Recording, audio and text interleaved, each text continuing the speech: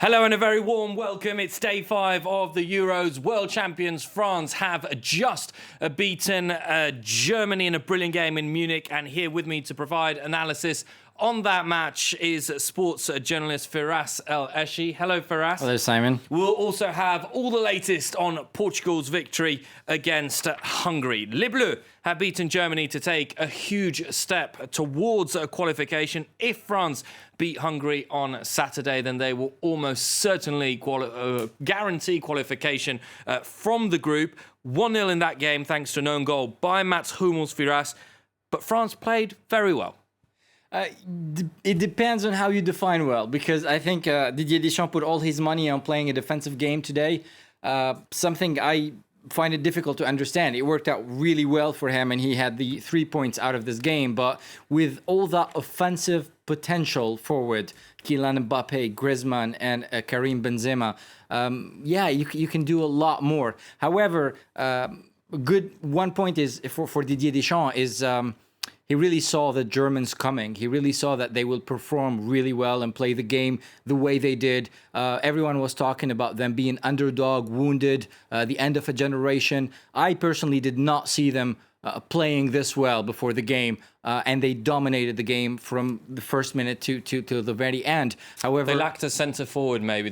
Absolutely. The missing presence of a Miroslav Klose type player. Absolutely. That finish, that last touch. They just didn't have it. And yes, since Miroslav Klose, Germany's been struggling with a number 9. The most brilliant number 9 right now in Germany is Polish, and it's, Lewandowski. So, I think today made that point very clear that in the academies and in the Bundesliga, this has to be the priority for Germany because, oh my God, today couldn't be more obvious. Gnabry, everyone, Karl Havertz, everyone trying, but no, you don't have that.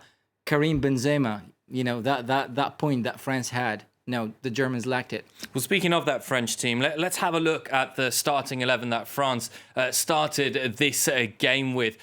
Who was particularly impressive in this team here, Firas? We see there, as you mentioned, Kylian Mbappé, Karim Benzema, Antoine Griezmann, and yet France didn't have as much possession as we would have thought. It was that line in the middle. I think the point and the plan was not to have the possession, was to let the Germans have the ball and yet play that defensive game.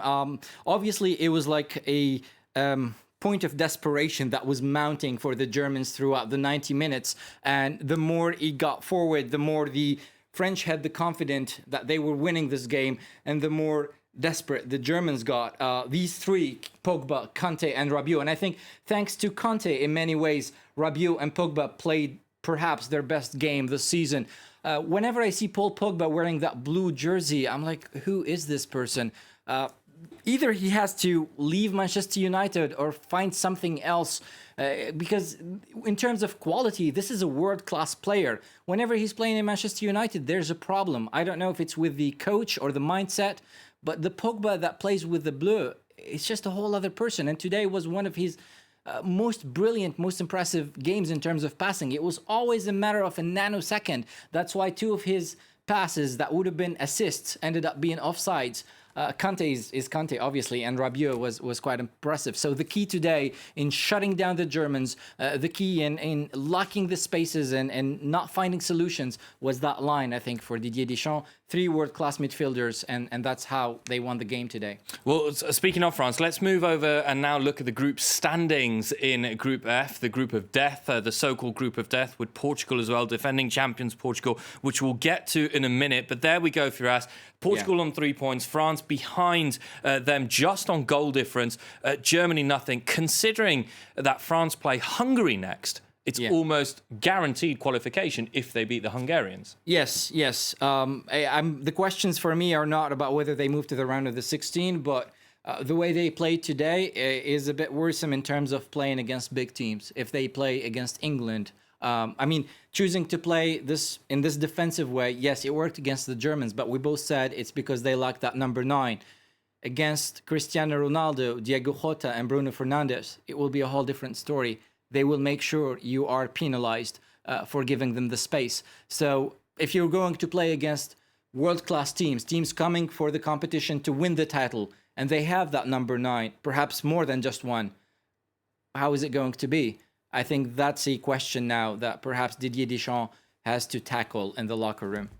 Very quickly, Firas, do you see him rotating his team against Hungary, or is he going to go and ensure the 3 points in that game? No. I mean, in this game, the first substitution came in the 90th minute. So this is a guy, obviously, when things are working, he's not changing anything. He's not destabilizing anything. So I think, yeah, obviously he will continue with the same formation. Well, you spoke about Cristiano Ronaldo, about Bruno Fernandes. We can now move over to Portugal, of course, who started their title defence against Hungary in Budapest. Victory 3-0 for the Portuguese side, thanks to a brace by who else? Cristiano Ronaldo. A little bit of a flattering scoreline, perhaps, though, Firas. Would you agree with that? Yes and no, because obviously the game was 0-0 all the way till the 84th minute, I think. And yes, they struggled. But, you know, you see the coaching of Fernando Santos throughout the second half. And those 3 goals were not by chance. He read the game in the first half. He realized that it's not about pace and open spaces. It's going to be a game of closed spaces and, you know, playing in those spaces collectively. And I think he did that so well. 2 substitutions made a lot of difference. Rafa Silva and Renato Sanchez, I think, I give it to the Portuguese in terms of how they won 3-0 at the end.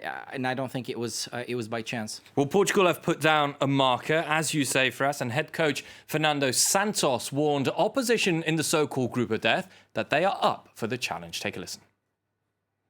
Portugal is ready. Portugal is ready to play any rival. We knew Hungary would be difficult because they were going to have the support of their fans, and that was something to bear in mind. And we know Germany is a very strong opponent, a very good team, and an amazing manager. We know it's a difficult game, but I'm sure my colleague Joachim thinks the same. We know we're talking about 2 big teams, so we're not afraid, but of course we have a great respect for them. For us, now that we've seen everyone play in this Group F, do you see Portugal rivaling the likes of France for top spot in the group? Yes, absolutely. This is a cup. If they were playing a league over 20 games throughout the season, I would say France will be the champion and just give them the title already. But when I say it's a cup, it will be played on days. If you're having a bad day, you're out. If you're having a bad half, you're out. And the Portuguese can bet on that. Moral will play a part. The psychology, the mental presence can play a part. And so when the gap is not that big between Portugal and France, I would say everything is possible because it will all be played over 90 minutes. So I see the Portuguese. I mean, the best example for this is the last final where the French were the favorites. They were much stronger. And Portugal won the title. And of course, they did so without Cristiano Ronaldo, but we can't talk about Portugal without talking about Cristiano Ronaldo, who is playing in his 5th European Championships and who has now surpassed Michel Platini as the highest goal scorer in Euros history with 11 goals. A remarkable record. Numbers, numbers, numbers. First player to play 5 Euros. First player to score in all 5. As you mentioned, 11 goals, and that is a record. At 36 years of age and 130 days, he is the oldest to score a double, and he's with the most appearances in the major tournaments, the World Cup and the Euro, with 39 games after today's. This man is a legend. That's the simplest way to put it. The way he pursues the numbers, the way he pursues his goals, and the way he preserves his body at this age. He's almost, touching 37 of age and still plays, better than 22-year-olds and 23-year-olds.